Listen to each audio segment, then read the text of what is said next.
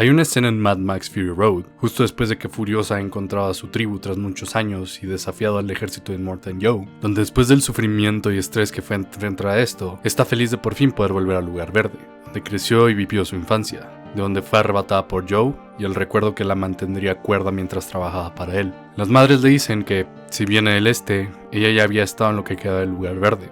Furiosa se da cuenta de que el pantano venenoso y muerto por el que pasó junto con Max y las novias es lo que quedaba de su mítico lugar verde. En shock y completamente destruida por la verdad, Furiosa se aleja del grupo, mientras rompe a llorar y grita en frustración, tristeza y desolación. El lugar verde ya no existe. Esta escena en muchas partes de la película son una metáfora de cómo los traumas nos dañan. El lugar verde es la Furiosa que existía antes del trauma, la niña hija de muchas madres que vivía una vida feliz. Está muerta. Desapareció junto con su madre, quien murió al tercer día, y ahora solo queda la Furiosa traumatizada y cicatrizada por una vida de violencia y abuso. Furiosa deseaba con fervor volver a ser la mujer que era antes de ser secuestrada, pero ella simplemente ya no existe. No puede volver a su hogar, que este lugar ya está solo en su mente. Mad Max es una película sobre el trauma personal y el colectivo. El colectivo de cómo todo el mundo aún sufre por el trauma causado por la guerra y cómo eventos que ocurrieron mucho antes de que ellos nacieran dictan el cómo viven sus vidas sin que ellos se den cuenta. Un mundo muerto en el que la supervivencia no es una garantía y se trata de matar o morir. Y el trauma personal que sufre cada uno de los personajes que proviene de vivir en este mundo postapocalíptico. Furiosa, como ya lo dije, está traumatizada por la muerte de su madre y la violencia que tuvo a afrontar bajo Joe. Tanto así que el momento en el que las muchas madres se enteran de que su madre murió y toman su alma simbólicamente, Furiosa lo hace extrañada y con duda, como si fuera una parte de ella misma que ya había olvidado y finalmente vuelve a ella. Max tiene estrés postraumático por toda la gente que intentó cuidar y terminaron muriendo, obligándolo a alejarse del mundo para no sufrir de nuevo la pérdida de alguien a quien ama, con visiones vívidas y movimientos involuntarios que le recuerdan todos sus fallos y errores. Y por supuesto también están las novias, quienes demuestran que, incluso viviendo una vida de lujos y cuidado en este horrible mundo, se puede sufrir, con el trauma de ser violadas en repetidas ocasiones por Immortan Joe y ser tratadas como simples objetos para el deseo de su amo. Nadie se salva del trauma en el mundo de Mad Max, y tampoco en la vida real. El trauma es algo que todos experimentamos en nuestras vidas, querámoslo o no. En mayor o menor medida, todos experimentaremos alguna o varias formas de trauma. Sería lindo que no ocurriera, pero realmente no hay mucho que podamos hacer para evitarlo. Es por eso que es un tema tan persistente en la ficción y otros medios. El arte es, después de todo, una forma de expresión humana y de desahogo, y es normal intentar entendernos por medio de este mismo. La ficción y el arte nos puede ayudar a entender cómo funciona y nos afecta el trauma. Pero no todo es una buena representación del trauma. A veces se comete el error de culpar a la víctima de una experiencia terrible o dar a entender que es algo que se puede curar y desaparecer como por arte de magia, en lugar de una constante en nuestras vidas que terminará cambiándonos para siempre. Y sobre todo se cae en el error de creer que el trauma solo ocurre por grandes eventos. La cultura popular nos ha hecho creer que el trauma solo ocurre cuando pasa algo espectacular en nuestras vidas, y aunque sería muy bueno porque significaría que la mayoría de nosotros no experienciaría trauma, tristemente no es como funciona. El trauma y sus consecuencias a la salud pueden ocurrir por cosas tan simples y normales de la vida como fuertes emociones, la muerte de un ser querido, problemas familiares, estrés en el trabajo o la escuela, y muchas otras cosas que pueden parecer mundanas. Sí, es dramático ver a héroes de guerra o grandes personas sufriendo de trauma gracias a sus heroicas acciones, pero eso termina invalidando el trauma de otras personas que no pasaron por esto y termina estigmatizando la experiencia de gente real y haciéndoles creer que no sufrieron de trauma. No es extraño ver a gente minimizar las experiencias traumáticas de otras personas porque no son como estas bombásticas historias que ven en la televisión, donde un hombre vuelve a su hogar después de la guerra y no puede continuar con su vida. Y lo peor es que la misma gente que experimenta el trauma suele minimizar sus propias experiencias, porque no creen que sea algo por lo que deberían experimentar consecuencias. Desde soldados que no creen que su estrés postraumático es real porque no experimentaron cosas tan horribles como sus compañeros, hasta gente que ha estado en relaciones abusivas que dice que no es posible que estén traumatizados por algo tan simple como una pareja abusiva que ni siquiera los golpeó. Es por eso que se dice que para saber que eres víctima de una experiencia traumática, muchas veces se necesita alguien más que te diga que lo fuiste. Necesitas ojos externos para verlo. Porque un mecanismo de defensa muy común es negar la existencia del trauma, como si cerrar los ojos a nuestro dolor lo fuera a hacer desaparecer. Pero no porque sea un mecanismo de defensa significa que sea uno saludable. El trauma y el dolor son como un ácido. Entre más tiempo se quedan sin encontrar un recipiente adecuado para él, más daño le dan a su alrededor. Y la ignorancia no es una buena forma de contenerlo. Es por eso que estoy haciendo este video. Quiero explorar ejemplos positivos que se representan en el trauma en la ficción y cómo afrontan un tema tan complejo como este. Ya hablamos de cómo Mad Max nos muestra un mundo muerto y lleno de trauma y que la única forma de continuar es afrontándolo y aprender a seguir con nuestras vidas a pesar de este. Pero antes de continuar, quiero hablar un poco del trauma colectivo, que quizás es un poco más difícil de entender. ¿Cómo es posible que el trauma afecte de manera colectiva cuando es algo tan personal y único? Y si bien es cierto que cada persona debe lidiar sus propias batallas con el trauma y cada persona reacciona diferente ante este mismo, sí existen eventos que afectan a toda la sociedad.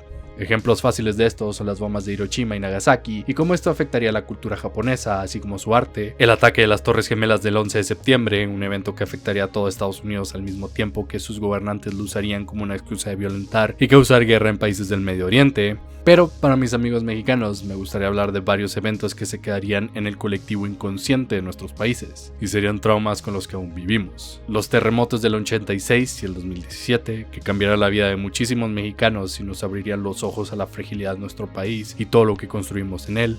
La narcoviolencia del gobierno de Calderón que hasta el día de hoy aún nos hace a muchos de nosotros en el norte vivir con miedo de salir a la calle y no confiar en ninguna figura de autoridad gubernamental. Es decir, aún recuerdo cómo encontrar una cabeza dentro de una hielera enfrente de la escuela a la que fui en la primaria. Y es una memoria muy vívida, de escuchar de muerte todos los días y tener miedo de que alguna ocasión fuera tu padre, tu madre o algún familiar cercano el que aparece en el periódico. La violencia en México se volvió una constante en nuestras vidas, una constante que aún no podemos superar.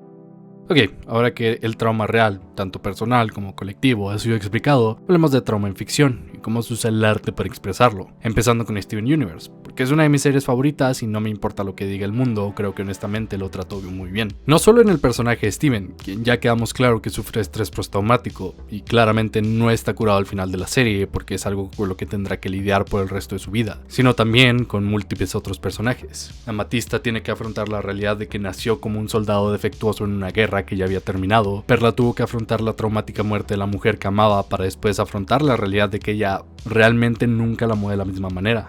Las diamantes tuvieron que afrontar la muerte de su hermanita, Spinel tuvo que afrontar milenios de traumático abandono y Rose tuvo que afrontar los sentimientos de inferioridad y abuso por parte de su familia. Si algo nos demuestra Steven Universe es que cuando se trata de hablar de experiencias traumáticas, muchas veces es difícil encontrar un claro culpable o alguien que sea 100% inocente, y que el trauma termina siendo un ciclo que destruye a la mayoría de los involucrados. Claro, la gente herida hiere a otras personas, pero eso no hace que lo que hizo Rose a las perlas y Spinel se pueda excusar o hacer hacia un lado. Las dañó y las traumatizó, y si ellas decían nunca volver a perdonarla, eso está bien. Aprender a lidiar con el trauma es un proceso sumamente personal, doloroso y difícil. Entender cómo otras personas nos hicieron daño y que no tenemos la culpa de eso puede ser muy complicado. Es por eso mismo que no puedes culpar a alguien por no tener la fuerza de perdonarte o seguirte viendo. Incluso cuando has cambiado para bien o esa persona aprendió a vivir con su trauma. A veces, parte de mejorarte y superar es cortar a la gente que te hizo daño en tu vida, incluso si estas personas cambiaron para bien. A veces el dolor que sentimos es mucho para perdonarles. Es por eso que Steven se siente tan incómodo con las diamantes siempre. Sí, las perdonó, las reformó, son su familia y todo lo que quieras, pero realmente sería muy difícil para Steven tener una relación normal con ellas, o siquiera una de familia cercana. Estas mujeres le hicieron mucho daño a él y a la gente cercana a él. Mantenerlas alejadas es saludable para él y es lo correcto. Y creo que nunca podré dejar de hablar de lo bueno que es la metáfora visual en los cuerpos de las gemas, cambiando después de experiencias tanto positivas como negativas, demostrando que si bien puedes superar y seguir adelante con el trauma, vas a terminar cambiándote y se quedará como una parte de ti que nunca vas a poder dejar ir. El ojo de Bolívar, el cuerpo de Jasper, el diseño de Spinel, y si las teorías son ciertas, Steven debería aún tener las cicatrices de donde se convirtió en un monstruo. I'm a monster. Avatar, la leyenda de Aang, es una exploración del trauma cultural y colectivo, así como el trauma personal y los efectos devastadores de la guerra tanto en los civiles como en los soldados. Bajo toda definición, todos los protagonistas de esta serie son niños soldados, algunos por decisión como Sokka, Toph y Suki, y otros por necesidad como Zuko, Aang y Katara. Es un recuerdo de que la guerra es una realidad para todos los involucrados, lo quieran o no. Cada uno de estos lleva un recordatorio de lo que la guerra les quitó y cómo les dejó marcados y traumatizados de por vida. Aang perdió toda su cultura y familia al ataque genocidio a la Nación del Fuego, llevando en su ropa los recuerdos de su gente. Una historia sin un final feliz, obligado a volverse el avatar, el salvador del mundo, cuando aún era un niño. Una experiencia que debió durar años se vuelve una carrera contra el tiempo, donde debe traicionar sus ideales más queridos por el bien de la humanidad, algo que claramente lo afecta. Lo hace sentirse mal consigo mismo. Katara y Sokka tuvieron que sufrir ambos a que la guerra les quitara a su madre y obligara a su padre a abandonarlos, de nuevo, forzándolos a crecer, a volverse adultos. A pesar de seguir siendo niños, tienen que tomar el lugar de los adultos en el pueblo. Sokka, al ser el único hombre mayor de la tribu, debe encargarse de las cosas que tradicionalmente tenía que hacer su padre, como cazar, entrenar a los niños y tener bajo control al pueblo, mientras que Katara tiene que tomar un rol maternal que realmente no debería tener, volverse la cuidadora, su propia madre, y tomar responsabilidad que una niña de su edad no debería hacer. No es extraño entonces que Katara reaccione negativamente al volver a ver a su padre. La respuesta al trauma no es necesariamente lógica, y Katara claramente está afectada por el hecho de que fue abandonada junto con su hermano, y dejada de ser la cuidadora maternal del pueblo, entendiendo que su padre debía ir a la guerra, que era un deber, pero no puede evitar culparlo por dejarlos solos, porque es la triste realidad de la guerra. No existen ganadores ni perdedores, o al menos no en las trincheras. Solo existe gente destruida que ha abandonado todo lo que les importa. Huérfanos y víctimas. Esto es una constante. Los personajes varias veces actúan como niños, inmaduros, impacientes y molestos, porque el show no te va a dejar olvidar qué es lo que son. Niños obligados a pelear una guerra que alguien más comenzó. Katara sí logra perdonar a su padre, pero las cicatrices de la guerra se quedarán para siempre con ella. Cambiarán quién es y dictarán la forma en la que vive su vida de ese momento en adelante. Zuko, por otra parte, lleva el dolor del trauma en su cara. Literalmente, un constante recordatorio del dolor que ha sufrido y el odio de su padre, de cómo incluso siendo parte de los invasores y los colonizadores, sigue sufriendo las traumáticas consecuencias de la guerra, una cicatriz que nunca se podrá quitar, una realidad que nunca podrá ignorar. Y no es extraño que Zuko busque la aceptación de su padre, su abusador, porque, como en la vida real, muchas veces las víctimas del abuso creen que es su culpa lo que les pasó. Quizás si no los hubieran hecho enojar, si se hubieran dejado tocar, si no hubieran hablado en el cuarto de guerra cuando no les tocaba, quizás no hubieran sido abusados. Es su culpa después de todo. Por eso es tan importante que Zuko, después de traicionar a Iroh, mandarlo a la cárcel y escupirle la cara a todo lo que le había enseñado, mientras este le ruega por su perdón de rodillas y con lágrimas en los ojos, como alguna vez lo hizo con su padre, Iroh simplemente lo abraza, recordándole cómo realmente nunca perdió la fe en él. Nunca estuve enojado contigo. Estaba triste porque temía que hubieras perdido el camino. El trauma en la ficción está muy ampliamente explorado en series, películas y caricaturas, pero algo que veo casi siempre es dejado fuera de la conversación son los videojuegos, lo cual es raro porque como un medio interactivo son el perfecto conducto para explorar las realidades del trauma desde un punto que es difícil de entender si no estás viviendo controlando físicamente el ambiente. Me gustan los ejemplos como Gris, que mediante su excelente uso de colores explica la dificultad de superar la muerte de un ser querido y cómo vamos procesando nuestro duelo poco a poco. Como al principio la vida se siente vacía y gris, y justo como la protagonista sentimos que algo fundamental de nosotros ha sido perdido y es incapaz de recuperarse. Y si bien con el tiempo se puede recuperar cierta semblanza de normalidad, el daño se queda para siempre contigo. Nada nunca podrá volver a ser normal.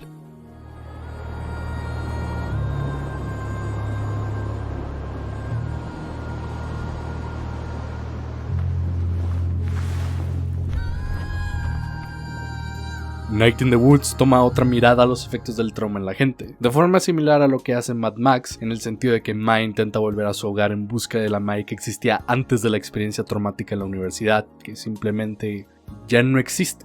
El pueblo de Possum Springs se ha movido, la vida continúa, sigue sin ella, sus amigos han cambiado, tienen otros planes. La única forma en la que pueden moverse con su vida es afrontar ese lado que no les gusta de ella y darse una nueva oportunidad de cambiar. Celeste también toca en esto, a su propia manera. La montaña que escala Madeline es una metáfora para todos sus miedos y sus dolores. Tiene que sobrevivir tanto a la difícil escalada como sus ataques de pánico y ansiedad. Al mismo tiempo que tiene que aprender que ese lado oscuro de ella misma no es algo que simplemente pueda enterrar y olvidar que existe, que es parte de ella con la que debe aprender a vivir, hacerle caso y tomarla en cuenta para sus decisiones, pero no dejar que la controle, ser dos partes de una misma.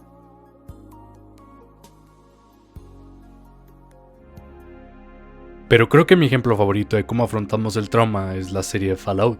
Está bien escrita, claro, y cómo afrontamos el trauma colectivo de la guerra. La nostalgia por el viejo mundo o la necesidad por sobrevivir en un mundo hostil. Algo que esperarías de un juego inspirado por Mad Max, después de todo. Fallout New Vegas es especialmente bueno en esto. Pero lo dejaré corto, especialmente porque hablaré de esto en el especial de 100.000 suscriptores, que ya viene en camino. Pero es aquí donde se acuñó el término de Old World Blues, refiriéndose a una obsesión con el pasado, que no te permite ver el presente, y mucho menos tener una visión del futuro, que es un tema constante en todo el juego y los DLCs, de cómo el trauma de la Wasteland le prohíbe a la gente esta misma dejar ir el pasado y todas las cosas horribles que pasaron en él, por una visión retorcida de lo que era en realidad. El DLC de Dead Money es el mejor en este sentido, porque tiene un cast de personajes rotos y dañados que han visto lo peor que el nuevo mundo tiene para ofrecer, con un anciano que es incapaz de dejar ir el pasado y todo el daño al que le ha hecho a otras personas al mando de este mismo. El mismo protagonista, el personaje jugable, es afrontado constantemente sobre cómo este siempre está buscando nuevas fronteras que empujar y nuevos desafíos sin importar a quién dañe en el camino. Todo siempre depende de cómo veas a tu personaje, pero la mayoría de los jugadores deciden ver al Courier como alguien sumamente dañado que solo quiere racionalizar lo que le ha pasado y por eso decide caminar por toda Nevada para encontrar al hombre que le disparó, entender cuál es la razón de su sufrimiento. Es normal querer racionalizar nuestro dolor y trauma, encontrar un sentido mayor, pero como el Courier se da cuenta, resulta que era realmente solo la persona incorrecta en el lugar equivocado. Dead Money llama la atención a esto, que te hace seguir buscando, seguir caminando, querer ver qué hay más allá. Pudiste seguir con tu vida después de que te dispararon en la cabeza, pudiste no seguir la señal de radio, y por supuesto que puedes decidir ser una mejor persona que el mundo que te rodea, pero ¿qué te lleva a hacer eso? ¿Cuál es la razón que tenemos como persona de mejorar o dejar que el trauma nos destruya? Existe una razón por la que no es difícil encontrar la Sierra Madre. Un monumento a todo lo que era el mundo del pasado con sus virtudes y sus cosas negativas. Lo difícil termina siendo dejarla ir. Me gustaría decir que existe una respuesta fácil a todo esto, que puedo mover una varita mágica y desaparecer el trauma, o que existe alguna serie, película o videojuego que nos diga la respuesta de cómo lidiar con él y superarlo. Pero no es así. El trauma es complicado y difícil de afrontar.